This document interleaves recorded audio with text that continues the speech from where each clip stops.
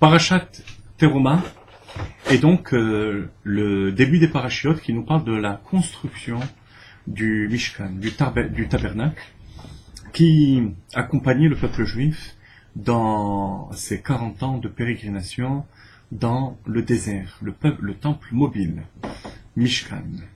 Et ce Mishkan va être à l'origine du premier Beth Amikdash, deuxième Beth Amikdash et du troisième Beth Amikdash.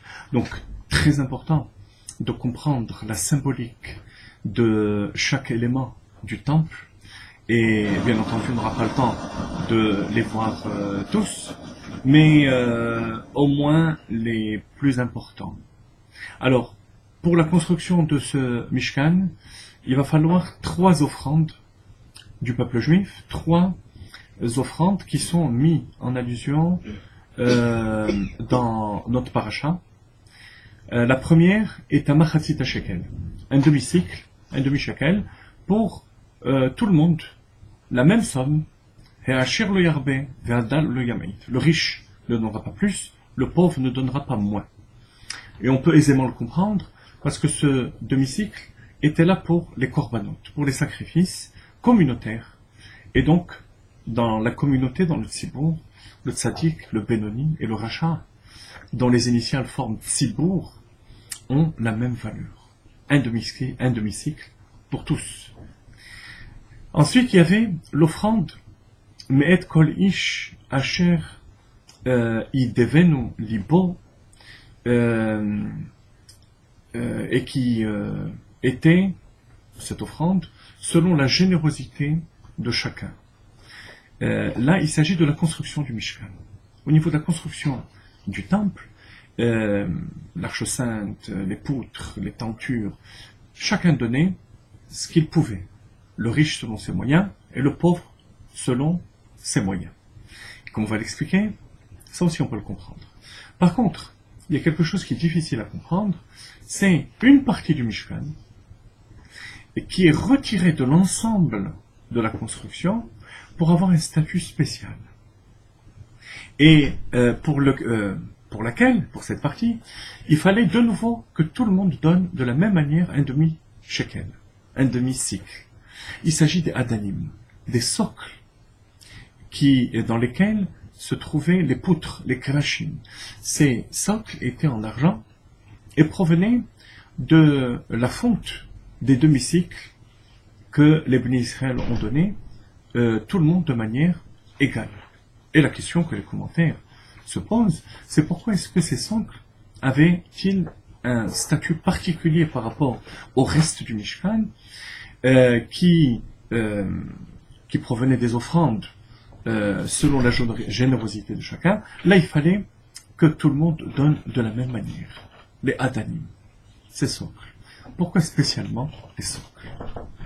La réponse à cela, c'est que, comme je viens de vous dire, le Mishkan correspond à travers tous ces ustensiles, aux différentes parties de l'âme juive. Prenons l'exemple des krashim, les poutres. Les poutres avaient une hauteur de 10 coudées.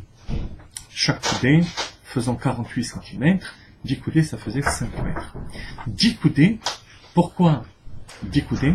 Parce que ces poutres, qui sont la structure du Mishkan, correspondent aux 10 kochot ha-nefesh, les 10 facultés de l'âme, de la neshama, Chochma bina da'at, Chesed gvura tiferet, Netzach, Hod, Yesod, Malchut.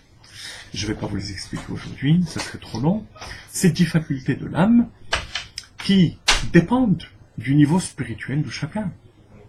Donc, chez certains, l'intellect est plus fort, chez d'autres, les émotions. Donc, il est normal que les offrandes qui ont permis de construire ces poutres soient différentes du riche par rapport au pauvre.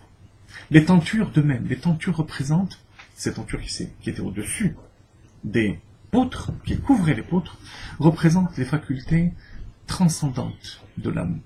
En Chassidut, on explique le ratson, la volonté, le ta'anouk, le plaisir, le désir, et c'est symbolisé justement par ces tentures qui couvraient, qui transcendaient le Mishkan. Tout ça dépendait de la générosité de chacun. Par contre, les socles, que représentent les socles? Les socles, c'est la base de notre relation avec Dieu. À ce niveau-là, tout le monde est égal. On est tous au même niveau.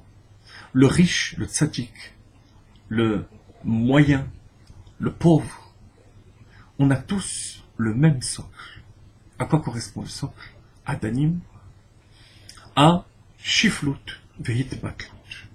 Se sentir petit par rapport à Dieu, s'annuler à Dieu, réaliser le mérite qu'on a d'être les serviteurs d'Akadosh Baruch Hu. Lorsqu'on réalise cela, on est prêt à accomplir la volonté de Dieu de manière inconditionnelle.